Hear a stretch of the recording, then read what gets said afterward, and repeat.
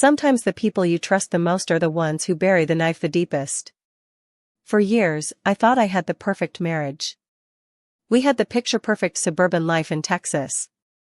A nice house with a white fence, neighbors who waved good morning, barbecues on weekends, and a husband who told me every single day that he loved me. I thought I was living the dream. But dreams can turn into nightmares the moment you open your eyes to the truth.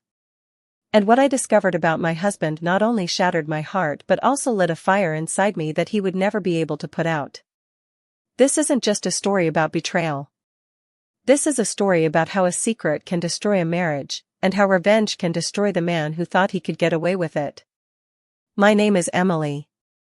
I'm 35 years old, and I never thought I'd be sitting here telling you how my entire life fell apart in a single night. For over a decade, I believed I had it all. My husband, Mark, was charming, hardworking, and he knew how to make me laugh even on the darkest days. Everyone envied us. At parties, people would say, "You two are the perfect couple." And I believed them. I wanted to believe them. But there were cracks in the picture-perfect frame, ones I ignored because love makes you blind. Mark started working late more often. At first, it made sense. He was climbing the ladder at his finance job in Dallas, trying to provide for us. He'd come home with excuses, paperwork in his bag, and kisses that tasted rushed. I brushed it off. That's what a supportive wife does, right? You trust. You wait. You believe. Then one night, I couldn't sleep. It was almost midnight and Mark still wasn't home. My phone buzzed with a notification, and curiosity got the better of me. It wasn't Mark texting me. It was our shared credit card alert, a charge at a hotel bar downtown. My stomach dropped. At first, I told myself maybe it was a client meeting. Maybe he had to entertain someone for work. But the pit in my stomach told me otherwise. I stayed up all night, waiting for him. When he walked through the door, his tie was loose, and he smelled faintly of perfume. Not my perfume. I didn't ask questions. I didn't scream. I just smiled and said, "Rough night?" He nodded, kissed my cheek, and went upstairs like nothing happened. That was the moment I knew. Something was very, very wrong. For weeks, I played the part of the perfect wife. I cooked, I cleaned, I laughed at his jokes. But inside, I was unraveling. I started paying attention to every detail, the way his phone never left his side, the sudden gym sessions when he was never the fitness type, the way he avoided eye contact when I asked him about his day. And then, the secret revealed itself in the most unexpected way. I was doing laundry when I found a receipt in his jacket pocket. It was from a jewelry store. A necklace. Diamond. But here's the kicker, it wasn't for me. My birthday had already passed. Our anniversary too. And I hadn't received a single piece of jewelry. My hand shook as I held that receipt. My mind raced with questions, excuses, desperate hopes that maybe, just maybe, there was an explanation. But deep down, I knew. My husband was cheating on me. Still, I wasn't prepared for the full truth. A week later, when Mark said he was working late, I followed him. I parked my car 2 blocks away and watched as he walked into a downtown apartment building, bouquet of roses in hand. My heart shattered into a million pieces as I saw him buzz in and disappear into the elevator. I sat in my car for an hour, tears streaming down my face, until I saw him again, arm in arm with a woman half my age, laughing like he hadn't a care in the world. Her name, I later learned, was Ashley. 24 years old. A cocktail waitress he had met at some bar during a work outing. I was nothing to him but stability. She was his thrill, his escape, his dirty little secret. That night, I went home and stared at myself in the mirror. My reflection looked like a stranger, red eyes, messy hair, broken. But beneath the pain, something else was brewing. Something sharp. Something dangerous. Because Mark didn't just cheat on me. He destroyed me. And if he thought he could walk all over me, he was wrong. I wasn't going to cry forever. I wasn't going to beg. I wasn't going to forgive. I was going to make him pay. People say that time heals wounds, but I don't believe that anymore. Time doesn't heal, it just sharpens the memory, makes it cut deeper every time you replay it in your mind. I couldn't stop seeing Mark with her. The way he smiled, the way his hand rested so naturally on her back. That was supposed to be me. That was supposed to be my life. I didn't confront him. Not yet. Instead, I went quiet. I started keeping my own secrets. While Mark thought I was busy with errands and yoga classes, I was digging. I became an investigator in my own home. I checked his pockets. I scrolled through bank statements. I even learned how to clone his phone onto mine with a spyware app one found after hours of research. Every lie he told me showed up in cold, undeniable text messages. And the more I read, the more furious I became. Mark wasn't just seeing Ashley. He was funding her lifestyle. Expensive dinners, luxury handbags, rent payments for that downtown apartment. My husband, the man who told me we needed to cut back on groceries and skip vacations to save money, was blowing thousands of dollars on his little girlfriend. I felt sick. Not only was I betrayed, but he was using our hard-earned money, my money, to bankroll his affair. That's when the switch flipped inside me. My grief turned into something sharper. Something colder. I wasn't going to just leave him. I wasn't going to scream and cry and give him the satisfaction of seeing me broken. No. I was going to destroy him piece by piece, the same way he had destroyed me. The first step was patience. I couldn't let him suspect anything. I played the part of the clueless wife. I smiled when he came home late. I packed him lunches. I kissed him goodbye in the mornings. But behind the scenes, I was building my case. I gathered every receipt, every bank statement, every text message. I documented his lies, printing out copies and storing them in a folder hidden at the bottom of a storage box in the attic. I even hired a private investigator, something I never thought I'd do, and within 2 weeks, I had photos of Mark and Ashley together, holding hands at the mall, kissing in his car, spending the night together at that apartment. The evidence piled up until it was undeniable. And with every piece, I felt more powerful.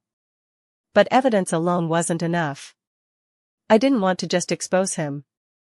I wanted him to suffer. I wanted him to lose the life he took for granted. I wanted him to know what it felt like to have everything ripped away in a single moment. That's when I realized, my revenge needed to be perfect. It couldn't just be emotional. It had to hit him where it hurt the most, his reputation, his money, and his pride. Mark's job was everything to him. He worked in finance, managing accounts for high-profile clients. One scandal, one black mark, and his career would be over. I knew that if the truth came out the right way, he wouldn't just lose me, he'd lose everything he'd built. So, I started planning. I waited for the perfect opportunity, watching his schedule like a hawk. He had an important networking event coming up, one where his bosses and biggest clients would all be present. He bragged about it at dinner, telling me how it was going to open doors for him. I smiled, nodding, pretending to be supportive. But inside, I was already picturing his downfall. Meanwhile, I needed to keep Ashley in the picture. She was young, naive, and thought she was winning some kind of prize. What she didn't realize was that she was my greatest weapon. Through the messages on Mark's phone, I saw how she pressured him for more money, more time, more promises of a future. She wanted a ring. She wanted to be the wife. And I knew exactly how to use that desperation against them both. I created a fake social media account, pretending to be someone sympathetic, a friend of a friend who understood what it was like to be in a secret relationship. Slowly, I reeled Ashley Indiana. She started opening up, complaining about Mark, sharing details that even he hadn't told me. The more she talked, the clearer the picture became. Ashley wasn't in love. She was in it for what she could get. She saw Mark as her ticket to a better life. And if she didn't get it soon, she was going to cause drama. That was my opening. I fed her little bits of information, nudging her along, making her believe Mark was never going to leave me. That he was stringing her along. That he was lying to her too. And slowly, cracks started forming in their little fantasy. She sent him angry texts. She demanded more. She threatened to tell me everything. I sat back and watched the chaos unfold, all while Mark grew more stressed and distracted. He thought he was losing control. He had no idea I was the one pulling the strings. Every night, I laid in bed beside him, pretending to be asleep, while he texted frantically under the covers, trying to keep his little world from crumbling. But it was already too late. Because I had set everything in motion. And soon, at that big event he was so proud of, the truth would come crashing down around him. And when it did, I would be there, smiling, finally ready to take my revenge. The night of the gala was supposed to be the pinnacle of Mark's career. He spent days preparing his speech, rehearsing in front of the mirror, smoothing his tie, and perfecting his smug little smile. He told me, "This event is going to change everything, Em. After tonight, I'll be untouchable." He had no idea how right he was, just not in the way he imagined. I shut up quietly, blending into the crowd, dressed in a sleek black dress that screamed confidence but not attention-seeking. Nobody looked twice at me as I slipped into the ballroom. Crystal chandeliers sparkled overhead, and men in tailored suits clinked glasses with women draped in diamonds. Everyone was there, the executives, the clients, the socialites. Mark's entire world in one glittering room. When he took the stage, the applause was deafening. He had the crowd in the palm of his hand, his voice smooth, his presence magnetic. He talked about growth, stability, trust.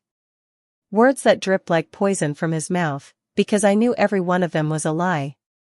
I waited. My heart thudded in my chest, but my hands were steady.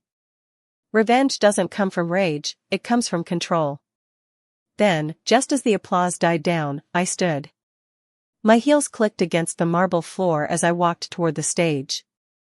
Every eye in the room turned to me.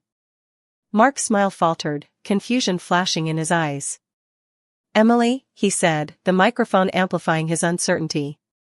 "Yes, Mark," I replied, my voice calm, steady, deliberate. "Your loving wife." Gasps rippled through the audience. I could almost taste the tension, sharp and electric. I pulled the folder from my bag and placed it on the podium. "Ladies and gentlemen," I said, turning to the crowd, "my husband has been lying to every single one of you. To his clients, his colleagues, and to me. While he talks about trust and integrity, he's been living a double life, funding his affair with company resources and draining our family finances for the woman you might recognize from some of these photos." I pressed a button on my phone. Behind him, the giant projector screen flickered, and then image after image appeared. Mark in a hotel bar with Ashley. Mark kissing her in his car. Mark buying her jewelry with the same company card he bragged about earning points on. The room erupted. Gasps. Shouts. Phones whipped out, recording, snapping pictures, sending texts. His boss's face turned a dangerous shade of red. A client in the front row stood up, jaw tight, storming toward the back of the room. Mark stammered into the microphone, This is taken out of context." "It's not." But Ashley, foolishly seated near the back, chose that moment to stand. "Don't you dare," she shouted, her voice shrill. "You promised me you'd leave her. You told me you loved me." The room went silent. Her words echoed like a bullet through glass. And just like that, the last shred of Mark's credibility shattered. People were already leaving. Some booed. Some shook their heads in disgust. Cameras flashed as the scandal unfolded in real time. His boss whispered something to security, and I knew, right then, that Mark's career was finished. Mark lunged toward me, fury in his eyes, his voice low so only I could hear. "What have you done?" I leaned in, so close he could feel my breath on his ear. "I just made sure you'll never lie to me, or anyone, ever again." I stepped back, leaving him under the blinding lights, drowning in his own humiliation. The next morning, the fallout hit like a tidal wave. News sites picked up the story. Dallas finance executive exposed in public affair scandal. Clips from the event went viral, shared across social media with captions like "This is better than a Netflix drama" and "Never cross a smart woman." Mark's company terminated him within 48 hours. Clients pulled their accounts. His professional reputation disintegrated overnight. The man who once strutted through life like he owned it was suddenly jobless, friendless, toxic. And me? I wasn't done yet. I met with my lawyer the following week, handing over the mountain of evidence I'd collected. With the photos, texts, and financial records, divorce proceedings were swift. Texas law favored me heavily given the infidelity and misuse of funds. I secured the house, a hefty portion of his retirement accounts, and spousal support. He tried to fight it, but the judge had seen enough. His arrogance in court, insisting he was misunderstood, only made the outcome worse for him. Ashley, of course, abandoned him. As soon as the money dried up and the job offers stopped coming, she vanished, posting selfies with a new man weeks later. Mark had lost everything, for her, and because of her. I'll never forget the day he showed up at the house one last time. He looked smaller, thinner, beaten down. His suit was wrinkled, his eyes hollow. He stood on the porch, hands shaking. "Emily, please," he said. "You've made your point. I lost my job, my reputation, my savings. Isn't that enough?" I looked at him, really looked at him, and felt something unexpected. Not love. Not pity. Just release. The anger, the heartbreak, the sleepless nights, it all drained out of me in that moment. "No, Mark," I said softly. "It's not about making a point. It's about consequences. You destroyed me. And now you've been destroyed too. That's balance." His eyes filled with tears, but I turned and closed the door. That was the last time I ever saw him. Months later, I sat in my new apartment, a smaller place, cozy, quiet, filled with plants and books and light. I was rebuilding. I was healing. For the first time in years, I felt free. And every so often, when someone mentions Mark, I feel nothing but a cold, clean calm. My story isn't about bitterness. It's about justice. About taking back power when someone tries to strip it away. My husband's secret destroyed me. But my revenge destroyed him. And in the end, it gave me something far more valuable than the life I lost: peace.